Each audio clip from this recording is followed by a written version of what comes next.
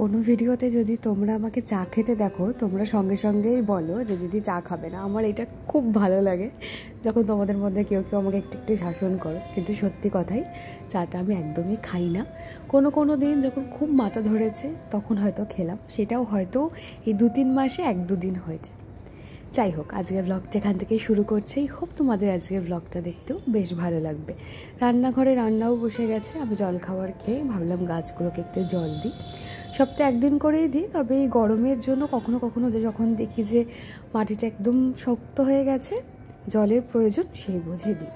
আচ্ছা, অনেকেই আমাকে জিজ্ঞাসা করেছো, দিদি আমি তো কাজ করি বা আমার বাচ্চা আছে, তো আমি কিভাবে পড়বো, তো কিভাবে সময় বের করব, কতটা সময় বের করে কিভাবে পড়বো। দেখো, প্রত্যেকের জীবন ধারণ তো আলাদা, এবং দৈনন্দিন জীবনের যে প্রত্যেক দিনের যে রুটিনটা সেটাও আলাদা। তাই ওইভাবে বলাটা তো খুব মুশকিল, কিন্তু আমি চেষ্টা করব আজকের ভিডিওতে যে কিভাবে তোমরা পড়বে সেটার একটুখানি ধারণা দিয়ে দেওয়ার। আর তারও আগে আমি বলবো যে সবার প্রথমে আগে ছক করে নাও কটা দিন আছে, সিলেবাস কতটা বাকি আছে। হিসেব মতন 4টে সপ্তাহ এখনও আছে। যদি আজকের থেকেও পড়ো তো 4টে সপ্তাহের মধ্যে 2টো সপ্তাহের মধ্যে চেষ্টা করো পুরো সিলেবাসটাকে শেষ করার। এবার আমি কি বই পড়ছি সেটা দেখাবো, তারপরে বাকি কিভাবে পড়বে সেটা আমি পরে বলছি। কারণ অনেকেরই জিজ্ঞাসা আছে এটা, যে আমি কোন কোন বই পড়ছি। আমি আলাদাভাবে সেইভাবে কিছুই কিনিনি, কারণ 9-10-এর বইতে কয়েকটা সিলেবাস কভার হচ্ছে। যেমন এখানে ইমিউনিটি, তারপরে সালোক সংশ্লেষ, এই চ্যাপ্টারগুলো আমি এই বইটা থেকেই পড়েছি। এটা ক্লাস 9-এর বই। সেরকমই ক্লাস 10-এর বই থেকে আমি ইভলিউশন পড়েছি, সেল বায়োলজিটা পড়েছি। এই যে এইখানে যেগুলো দেখছি এগুলো আমি এই বই থেকে পড়েছি। তো মিসলেনিয়াস তোমাদের আগেই বলেছিলাম। তারপরে এগুলো আমার ভাইয়ের বই, বটানি, এটা হচ্ছে সেমিস্টার 1-এর। তো এই বইটা থেকেও আমার কিছু সিলেবাস কভার হয়েছে, আমি পরে দেখাচ্ছি। আর তারপরে রয়েছে এখানে বটানেরই, এটা ভাইয়ের নাম লেখা রয়েছে, রাজদীপ পাল, দেখেছো? তো এগুলো আমার সব ভাইয়ের বই, বিএসসি সেমিস্টার 2। আর এখানে প্রাণীবিদ্যা বা যেটার মধ্যে জুওলজির পোর্শন, এটা পুরো বইটাতেই জুওলজি রয়েছে। আর এটার মধ্যে সেমিস্টার 3-4 রয়েছে। তো এইগুলোর মধ্যে কিছু কিছু কভার হচ্ছে, যেগুলো হচ্ছে না সেগুলো আমি অনলাইনে পড়ছি। আর এই যে এটা একটা নর্মাল কি বলবো প্র্যাকটিস সেট, আমি অ্যামাজন থেকে কিনেছি, যার মাত্র আমি কয়েকটাই করতে পেরেছি, 6টা-7টা হয়েছে, শেষ আমার এখনও হয়নি। 40টা পেয়ে যাবে। আর 41 নাম্বারটা এখানে তোমার 2016-র কোশ্চেনটা আছে, এইটুকুই। এবার নর্মাল একটা প্র্যাকটিস সেট। এবার তোমরা তোমাদের ইচ্ছে মতন যে কোনো একটা কিনতে পারো, 7টারও আছে, তবে এটা মিসলেনিয়াসভাবে আছে। আচ্ছা, এবার আমি দেখাই বটানির টোটাল 11টা চ্যাপ্টার। আজকে আমি কী পড়বো। প্ল্যান্ট গ্রুপটা আমি শুরু করেছিলাম। এবার আমি একটু দেখিয়ে দিই, সেই চ্যাপ্টার অনুযায়ী আমি বইতে এরকম করে দাগ দিয়ে দিই। ধরো এটা যেমন সিটা, এই যে দাগ দিয়ে রেখেছি সি। প্রত্যেকটা বই থেকে কিন্তু সব কভার করা যাচ্ছে না, এখানে এফ আর এইচ, মানে মাত্র 3খানা অধ্যায় আমি এই বইটা থেকে পড়তে পারবো। এটা বটানিরই একটা সেমিস্টারের বই। এগুলো কিন্তু কিছুই রইল না, মাত্র সি রইল, আর রইল এফ, আর রইল এইচ। বোঝাতে পারলাম? এইভাবে প্রত্যেকটা বই থেকে আগে আমি সিলেবাসটা খুঁজে নিয়েছি। সেরকমই আজকে একটা দেখাই। প্ল্যান্ট গ্রুপসটা আমি শুরু করেছিলাম, 4 আর 5টা পাইনি, সেই জন্য এটা একটুখানি আমি আপাতত সাইডে রেখে আমি অন্য চ্যাপ্টারে যাচ্ছি।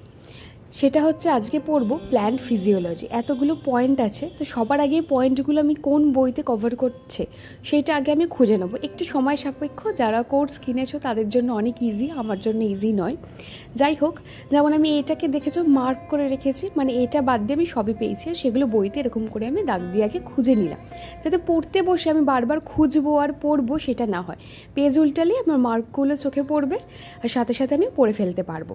এটা অনেকটা পড়াটা সহজ হয়ে যায়। এটা আমাকে ছোটোবেলায় আমার একজন টিচারই শিখিয়েছিলেন, যখনই কি পড়বো পরবর্তী সময় সেটা আগে একটুখানি ঠিক করে রাখা, তাহলে পড়ার সময় সেই কাজটা অনেকটা এগিয়ে যায়। আর এটা একটা মনোসংযোগেরও ব্যাপার থাকে।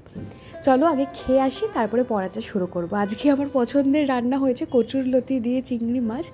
যেদিনই আমার পছন্দের রান্না হয় আমার একটু তাড়াতাড়ি খিদে পেয়ে যায়। এটা একটা অদ্ভুত ব্যাপার। এটা একটা হিউম্যান সাইকোলজি হয়তো। আমার যেদিনই একটু পছন্দের রান্না হতো, ছোটোবেলায় তো মানে রবিবার করে মাংস হতো, মানে ওই দিন আমার একটু তাড়াতাড়ি খিদে পেয়ে যাবে, 12:30 থেকে। যাই হোক, এবার খেয়ে দিয়ে পড়তে বসে গেছি। সন্ধ্যেতেও পড়ি। এবার বলি তোমরা কিভাবে সময়টা ম্যানেজ করবে।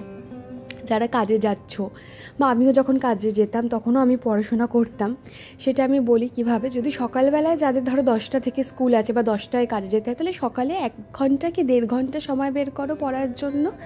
আর সকালে একটা চ্যাপ্টার হিসেবে পড়ো, মানে কোনো শর্ট কোশ্চেন নয়, একটা অধ্যায়কে যেরকম আমরা মুখস্থ করি। আমরা সবসময় ছোটো থেকেই বলে এসেছি যে সকালের দিকটা একটু ভালো পড়াশোনা হয়, তো সেই সময় একটা অধ্যায়কে যতটা পারবে পড়ে নেবে। আর যখন যাতায়াত করো, আমি সত্যি কথা বলতে আগেও তোমরা দেখেছো আমার ব্লগ, যখন আমি যাতায়াত করতাম কোনো একটা ভিডিও ডাউনলোড করে নিতাম, ওই চ্যাপ্টারেরই কোশ্চেন অ্যান্সার বা ওই চ্যাপ্টারেরই ধরো আমি পরের পয়েন্টটা আমার পড়া হয়নি, সেই পয়েন্টটা আমি ওই যাতায়াত করতে করতে একটু দেখে নিলাম, পড়াতে এগিয়ে গেল বাড়ি আস্তে আস্তে। তারপরে বাড়ি ফিরে রেস্ট নাও, রেস্ট নিয়ে 2 ঘন্টা সময় বের করো, 2 ঘন্টা সময় বের করে তার মধ্যে একটা চ্যাপ্টার করে আমি বলবো এক দিনে পড়ো, তাহলেও কিন্তু যথেষ্ট। আর অগাস্টের যে ফার্স্ট উইক আছে তার মধ্যে যেভাবেই হোক সিলেবাসটাকে কিন্তু শেষ করতে হবে, এই টার্গেটটা রাখো। আর একটা জিনিস বলবো, সেটা হচ্ছে গিয়ে এখানে আমি সময় বললাম না যে এত টাইম থেকে এত টাইম পড়ো, সেটা তোমরা তোমাদের সুবিধা মতন যেই সময়টা দিনে 2 ঘন্টা টানা বের করতে পারবে, ধরো যাদের বাচ্চা ঘুমোচ্ছে সেই সময়টা একটু পড়ে নিলে, বা কাজ থেকে ফিরেছো 8টা থেকে 10টা পড়ে নিলে, তারপরে ডিনার করে নিলে, যেই সময়টা সুবিধা মনে হচ্ছে সেরকমভাবে পড়বে।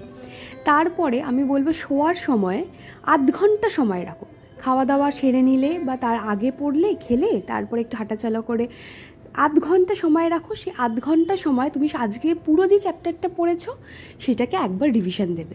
যে কোনো পরীক্ষার ক্ষেত্রে বা যে কোনো পড়াশোনা করার ক্ষেত্রে আমি মনে করি রিভিশন দেওয়াটা সবথেকে ইম্পর্টেন্ট। সারাদিন আমরা যাই পড়ি না কেন, মাঝে মাঝে তো অনেক সময় কনসেন্ট্রেশন ব্রেক হয়, কিন্তু যখন একবার রিভিশন দিতে বসি না তখন সেটা পুরোটা একবার চোখের সামনে চলে আসে। আবার অনেকেই আছো যারা আমার মতন সকাল 8টায় বেরোতে 5টায় ফিরতে, সেক্ষেত্রে 5টা 7টা থেকে 10টা অবধি পড়লেও কিন্তু অনেকটা সময়। আবার খাওয়া দাওয়া সেরে 11টা থেকে 12টা 1 ঘন্টা বের করে নিলেও অনেকটা সময়। তাই এইভাবে সময় বের করতে হবে। আশা করছি ভিডিওটা ভালো লাগলো, দেখা হচ্ছে পরের ভিডিওতে, বাই।